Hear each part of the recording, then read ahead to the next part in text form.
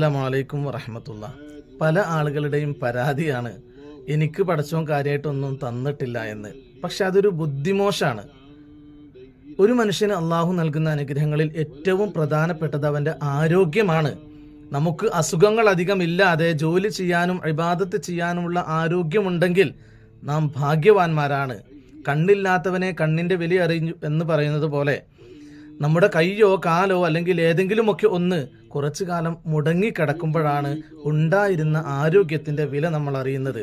അതുകൊണ്ട് തന്നെ ആരോഗ്യമുള്ളപ്പോൾ അത് നല്ല രൂപത്തിൽ ഉപയോഗപ്പെടുത്തിയാൽ നമുക്ക് ആരോഗ്യം നഷ്ടപ്പെട്ടാൽ നമ്മൾ നല്ല സമയത്ത് ചെയ്തിരുന്ന അതേ കൂലി അള്ളാഹു ഇബാദത്തിന് നൽകും. അത് റസൂൽ സല്ലല്ലാഹു അലൈഹി വസല്ലം തങ്ങൾ പഠിപ്പിച്ചിട്ടുണ്ട്. ഒരാൾ ആരോഗ്യ സമയത്ത് നല്ല കാര്യങ്ങൾ ചെയ്തു, പിന്നെ അവന് അസുഖം ബാധിച്ചാൽ ആ നല്ല സമയത്ത് ചെയ്ത എല്ലാ കൂലിയും ഈ സമയത്തും ലഭിക്കുമെന്നാണ് റസൂൽ പഠിപ്പിച്ചത്. അതുകൊണ്ട് ആരോഗ്യമുള്ളപ്പോൾ